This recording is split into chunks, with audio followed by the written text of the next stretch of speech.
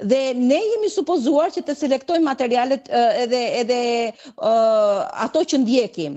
Kështu që jam dakord me idenë që nga njëherë influencerat paraqesin një botë që nuk është reale, por nga ana tjetër të censurosh internetin, apo median, apo rrjetet sociale, kjo nuk është zgjidhje. Sepse normalisht më kujton kohën e komunizmit, kur ne na thuaj që çdo gjë që kemi ne në Shqipëri është më e mirë se sa ajo që është në botë, dhe prandaj ne nuk kemi nevojë që të shohim kanalet e tjera të huaja. Nuk lejohej në Shqipëri në kohën e komunizmit që të kishte antenë, që të merreshin kanale të tjera nga perëndimi, sepse shqiptarëve do t'ju hapeshin syt dhe do të kuptonin që nuk ishim ne parajsa në tokë, siç na flite dhe propagandoi në atë kohë, por ne ishim një vend që kishim shumë vështirësi dhe ishim të varfër, ndërkohë që ishim mësuar dhe ishim brainwasher, ishte bërë shplarje truri që ne do të ham bar dhe nuk do të përulim këmbët tona dhe përpara vendeve që janë duke vuajtur aty për jashtë dhe janë armiqtë tanë. Dhe mua më duket kjo tendenca e Kinës, një tendencë e tillë ngjashme me kohën e komunizmit, sepse Kina ka nevojë që të paraqesë një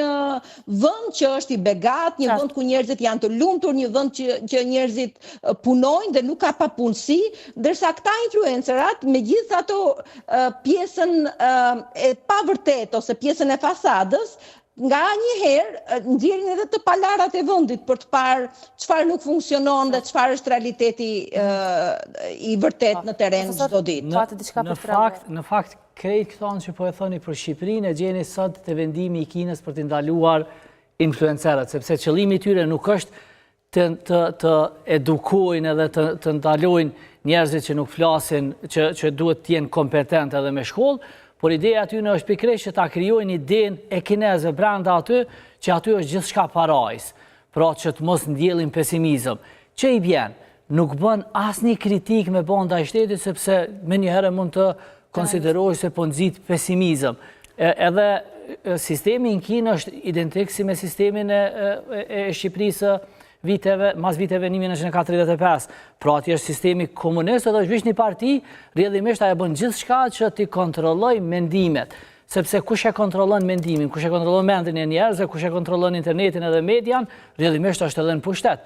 Kjo betejë për me kontrollu influencë këta ndikuesit, se ndoshta është klishe kur përmendet i ka edhe të mirat edhe të këqijat, por ka plot influencer në botë, edhe në Kosovë, nëse hym në faqe të njerëzve, qoftë që kanë një shkollim, një background, të çfarë do qoftë që s'kanë fare background shkollor, mund të shohim veprimet jashtëzakonshme. Për çdo ditë, për shembull unë e pash njërin prej tyre që i kishte mbi 1 milion djegës, çdo të tretin, po se me kishte thirrje për ndihmë, për me ndihmu të varfërve, të smurve, që është punë jashtëzakonisht e mirë.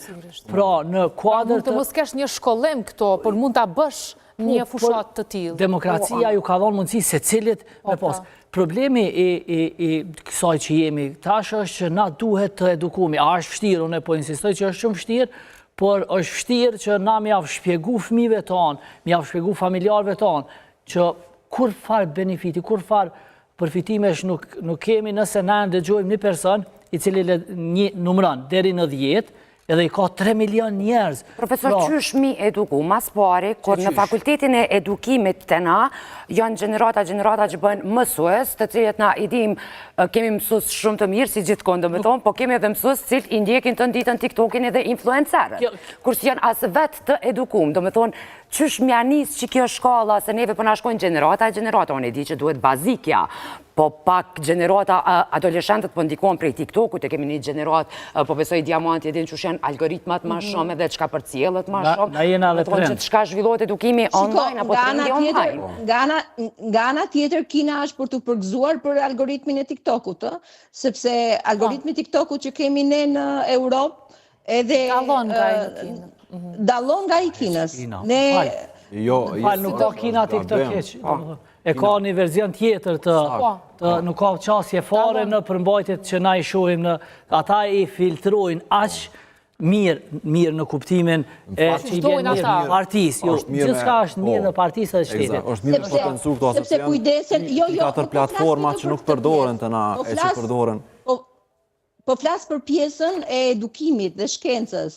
Nuk po flas për pjesën e kontrollit, sepse pjesa e kontrollit edhe mua më shqetëson shumë. Po flas për pjesën e edukimit dhe të shkencës për nxënësit e shkollave. Vetëm na tregoni që nxënësit tanë përballen me materiale që nuk janë të shëndetshme dhe nuk janë absolutisht të nevojshme për mirë rritjen e tyre dhe mirë edukimin e tyre. Na tregon Diamanti si funksionon. Kjo pjesë është e hequr. Qartë Diamanti. Atëherë me rregullorën e re janë marrë masa për platformat që janë të popularizuar në Kinë, që sigurisht nuk është Facebooku dhe nuk janë Instagrami, platforma tjera që na i përdorim në rajonin tonë.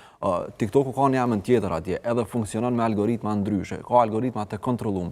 Trendi atje është i monitorum vazhdimisht. E sidomos mas rregulloreve, sepse kanë edhe sanksione nëse ata nuk janë në vijë me politikat e shtetit. E kanë qëllim që ta edukojnë popullatën, apo kanë qëllim që po me cenzurur. Ta kontrollojnë. Do është pak edhe edukim, por qëllimi është nuk jam dakord me këtë pjesë. Vetëm ta përfundon Diamanti, pastaj kthehemi me eduku breza edhe me japim informacione që aty në hynë në punë dhe ju shkojnë për shtati. Por qëllimi është që mos me dëmtu realisht shteti me informacionet që rrjedhin. Pra, kontrollohen trendet. Nuk është në trendin diçka që kish me dëmtu reputacionin e vendit ose kredibilitetin e shtetit. Varfri, nuk mundesh me e tregu në Kinë. Kontrollume. Nuk mundesh me e tregu që pensionist e kanë $15.